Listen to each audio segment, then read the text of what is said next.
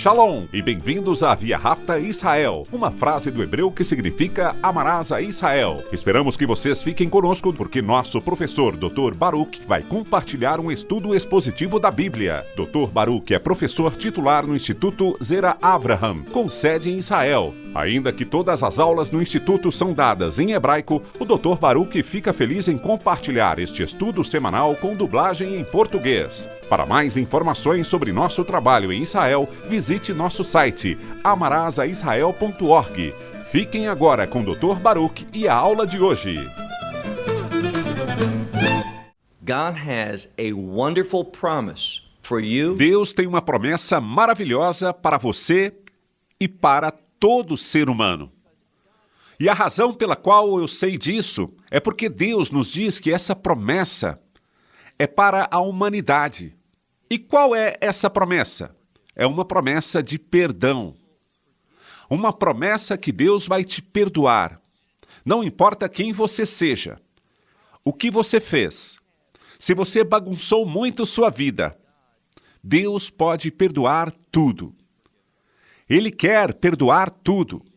E seu filho pôde tornar tudo isso possível.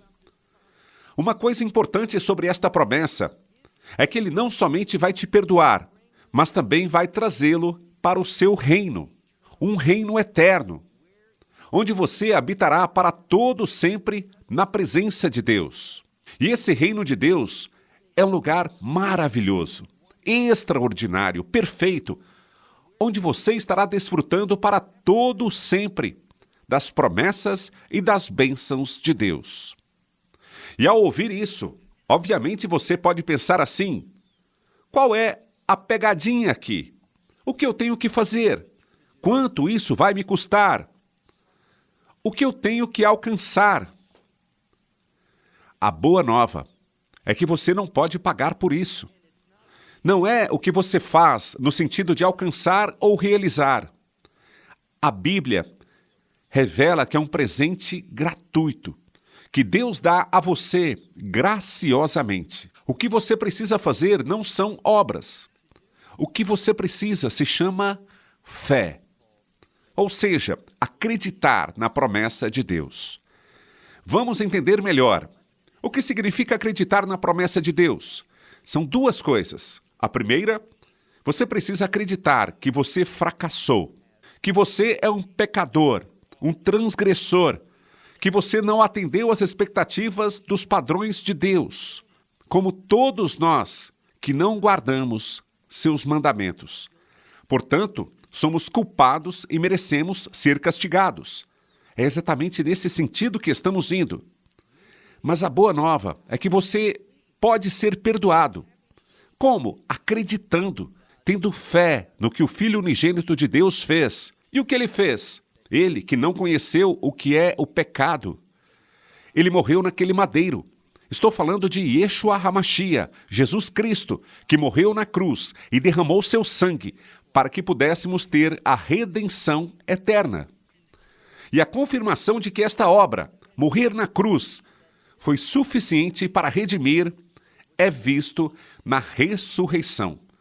Pois Deus, o Pai, ressuscitou seu Filho dentre os mortos.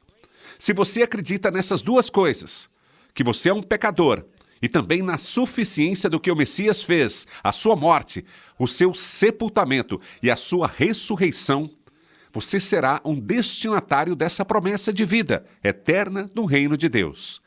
Bem, dito isso, pegue sua Bíblia e olhe comigo no livro de Romanos, capítulo 4. Vamos lá.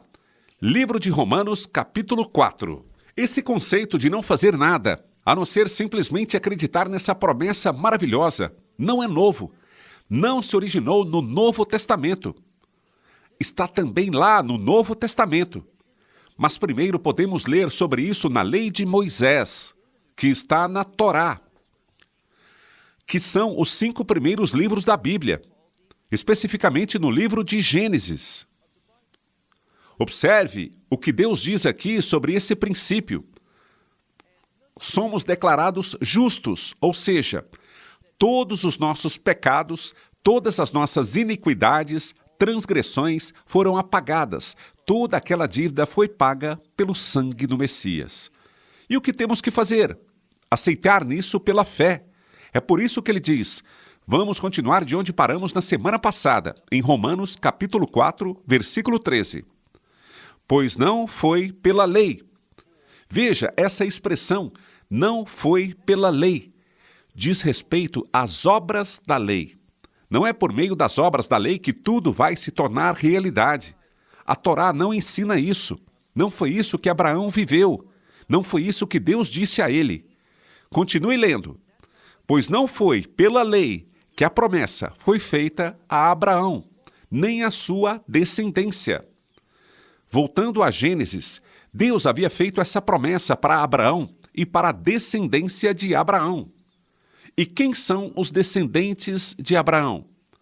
Os herdeiros de Abraão, mas não seus herdeiros físicos. Simplesmente ser um descendente biológico de Abraão não garante essa promessa. Tem que ser um descendente espiritual de Abraão. O que isso significa? Você precisa ter essa mesma fé. E como se demonstra essa fé? Acreditando nela, aceitando-a. Não com base no que você fez, mas com base no poder da promessa. E qual é a promessa? Que Deus enviaria a semente de Abraão, um descendente seu, o Messias Yeshua, Jesus Cristo, para que pudesse realizar a obra e assim nos justificar. E essa promessa vem gratuitamente, graciosamente, através da misericórdia de Deus, não por qualquer coisa que você e eu façamos.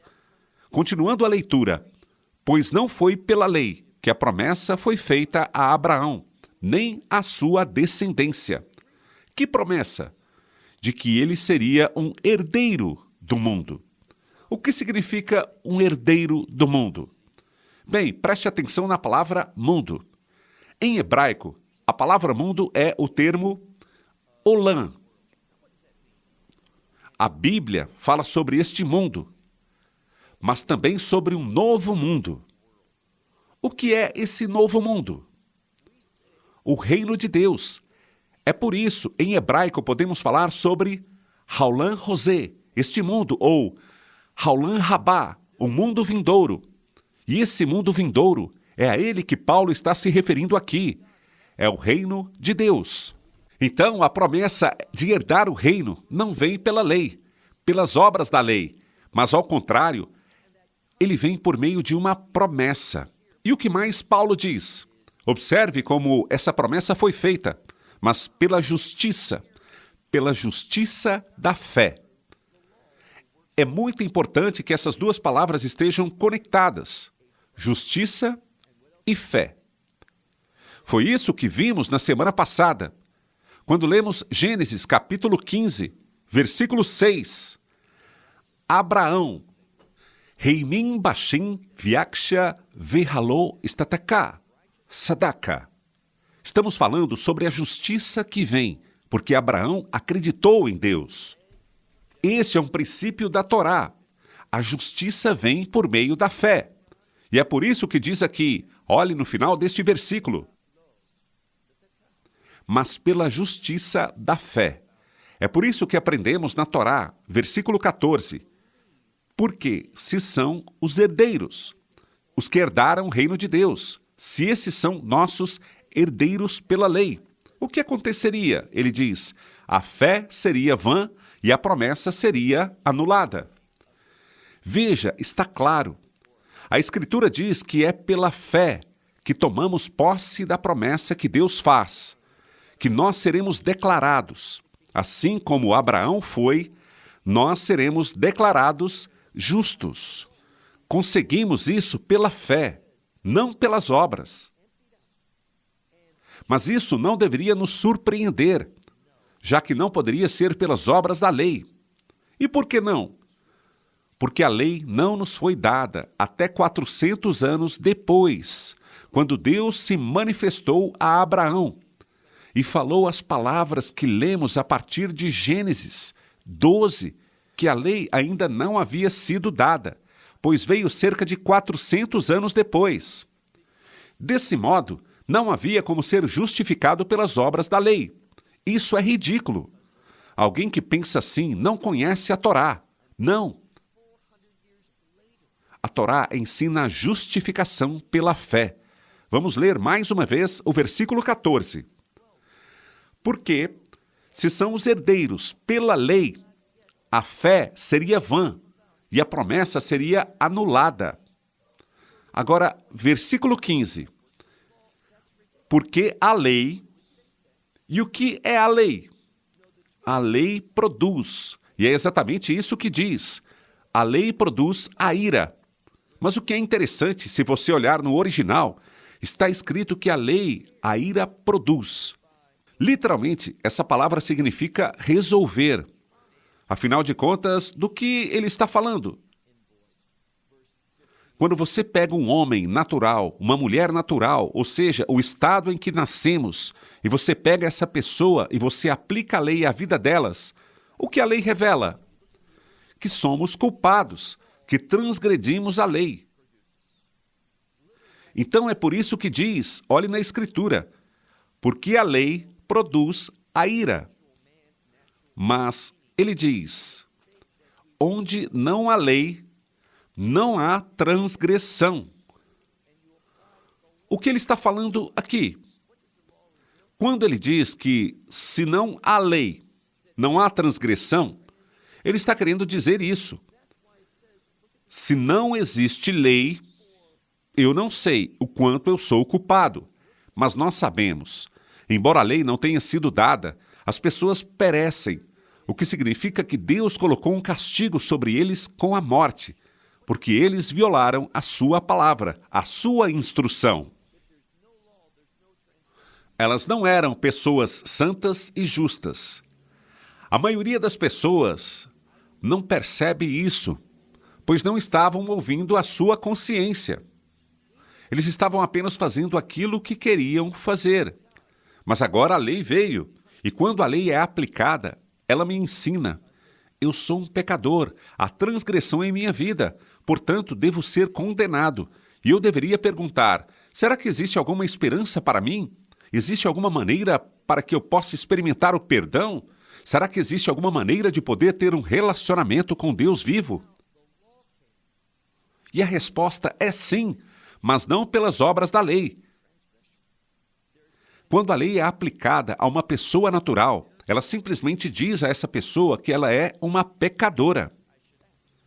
Dando continuidade ao versículo 16, Paulo nos diz, portanto, pela fé, para que, segundo a graça. Veja que a lei nos diz que estamos sem esperança em nós mesmos. E isso nos faz voltar e buscar outro caminho. E a Torá revela qual é esse caminho. O livro de Gênesis nos esclarece. E qual é esse caminho? O mesmo caminho de Abraão, pela fé. Pela fé podemos ser declarados justos. Portanto, pela fé, para que, segundo a graça, a promessa seja firme a toda a posteridade. É para toda a posteridade. Não apenas para os da lei, mas também aos que são da fé de Abraão, que é o pai de todos nós. Todos nós, todos os que têm fé. Então, o que Paulo nos diz aqui é que esta promessa não é apenas para os da lei, ou seja, o povo judeu. Nunca foi apenas para o povo judeu. Se você voltar lá atrás, sobre a aliança abraâmica, que está em Gênesis 12, Deus diz, Abraão, eu vou usar você, eu vou usar um povo que procederá de seus lombos, o povo judeu, para que a bênção chegue a todas as famílias da terra. Deus sempre pretendeu usar Israel para abençoar as nações. E Abraão é a base de tudo isso. Por isso, lemos aqui que a promessa não foi apenas aos que são da lei, mas também para os que têm a fé de Abraão, que é o pai de todos nós. Versículo 17. Novamente, o que vemos aqui é que Paulo fará uma declaração e apoiará essa afirmação pela Escritura, que assim fala no versículo 17. Assim como está escrito, por pai de muitas nações, eu te constituí. Quem está falando? Deus. O Deus que, por causa da fé de Abraão, o fez ser pai, o constituiu pai de muitas nações, diante de Deus, em quem ele acreditou. Novamente, a explicação é que ele acreditou em Deus, acreditou na revelação de Deus, na palavra de Deus. Repetindo, diante de Deus, em quem ele acreditou, e no que ele acreditou sobre Deus, que ele pode dar vida aos mortos. A quem ele se refere quando diz morto? Aqueles que pecaram em suas vidas. E quem seriam eles? Toda a humanidade. Deus, pela fé, pode dar vida aos mortos e veja aqui um exemplo como Deus pode fazer isso. Como ele pode te dar vida? Como ele pode dar vida aos mortos? Da mesma forma como Deus faz tudo. Olhe no final do versículo 17, onde ele diz: e chama as coisas que não são como se já fossem. Esse versículo maravilhoso fala sobre a natureza de Deus. Deus chama as coisas que não são como se já fossem. E porque Deus fala isso, se torna realidade. A palavra falada de Deus provoca mudanças. Sabe o que mais? O mesmo acontece com a palavra escrita de Deus, que provoca mudanças eternas. O que você tem que fazer é acreditar. É isso que ele está dizendo aqui. Acredite no poder da palavra de Deus. Versículo 18. A maioria das Bíblias não traduz esse versículo da melhor forma. Nós conhecemos a expressão contra todas as probabilidades. Contra a fé ele acreditou. Nós já ouvimos isso antes, não é? Mas literalmente esta expressão, que é a palavra par, significa ao lado de, próximo, juntos. No livro de Isaías, vemos a expressão preceito sobre preceito. E é exatamente sobre isso que ele está falando, apesar dele usar a palavra fé em vez de preceito. Então, Abraão veio pela fé e entrou na fé. É o que está dizendo aqui, mas ele usa o termo esperança. Por quê? Somente quando estamos na fé que conseguimos ter esperança. E o que é esperança? Ter fé nas promessas de Deus. Então, o que literalmente diz aqui sobre Abraão, esse pai de muitas nações, o qual com fé e com esperança, sobre esperança, ele acreditou. No que ele acreditou? Naquilo que Deus disse, que ele se tornaria pai de muitas nações. Agora, Paulo vai colocar isso de uma perspectiva adequada. Abraão não era jovem. Ele estava casado há muito mais tempo e não tinha filhos. Ele não tinha nenhum herdeiro. Mas sabe o que ele tinha? Esperança. E ele pegou essa esperança e a colocou junto com outra esperança. E ele passou a ter esperança, o que significa que ele acreditou nas promessas de Deus. É por isso que significa esperança, acreditar nas promessas de Deus. E ele fez isso. Continuando, Paulo diz, de acordo com o que foi dito. Agora olhe para esta próxima parte do versículo 18, a última parte deste versículo. Eu sempre faço citações, como ele está citando agora, mas não daquele versículo que eu tanto mencionei, que Abraão acreditou em Deus e isso lhe foi creditado como justiça. Estou agora me referindo ao versículo que vem antes desse, Gênesis 15, versículo 5. O que ele diz? Assim será a sua descendência. Agora precisamos lembrar do contexto. Se você olhar no contexto desse versículo, o que ele fala é que Deus levou Abraão para fora. Era noite, e ele mostrou a ele todas as estrelas. Não apenas centenas ou milhares, ou centenas de milhares, mas literalmente bilhões de estrelas. E Deus diz a Abraão, olhe para as estrelas. Você consegue contá-las? pois assim será a sua descendência. E quando isso foi dito a Abraão? Vamos olhar agora no versículo 19, o que foi dito a ele. Veja aqui uma coisa que eu gosto. Eu não sendo fraco na fé, ele fez algo. Ele atentou para o seu próprio corpo já amortecido, de forma natural.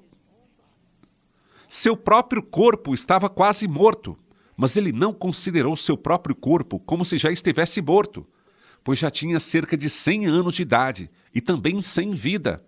Esta é outra palavra que fala sobre a morte, estando morto o ventre de Sara, a sua esposa. Então ele não considerou, ele não pensou sobre aquilo que era natural, que ele era esse velho que não tinha filhos. Ele não pensou em seu corpo estar quase morto fisicamente, como ele também não pensou em Sara, a sua esposa, cujo ventre é estéril e estava sem vida. Ele não pensou, nem acreditou nessas coisas. Literalmente está escrito que ele não vacilou em sua fé. Ele não enfraqueceu na fé. Ao contrário, o que aconteceu? Vamos agora para o versículo 20. Está escrito: mas para a promessa de Deus. Ou seja, com relação a esta promessa de Deus, ele não vacilou, ele não duvidou. E aqui é apresentada uma definição de dúvida, com infidelidade, sendo contra a fé. Ele não vacilou, ele não se desviou por incredulidade, mas o que aconteceu? Ao invés, ele se fortaleceu na fé. E o que ele fez? Ele deu glória a Deus. Então, preste atenção ao que está sendo explicado aqui. Quando você é fiel, você deve dar glória a Deus. Nós sabemos que essa força vem da fé. E essa fé, esse poder que é de Deus, fará com que você se comporte e fale de maneira que dê glória a Deus. Versículo 21. Estando plenamente convicto. Aqui vemos duas palavras importantes. A palavra convicto, convencido, e a palavra que dá a ideia de cheio, completo, em sua totalidade.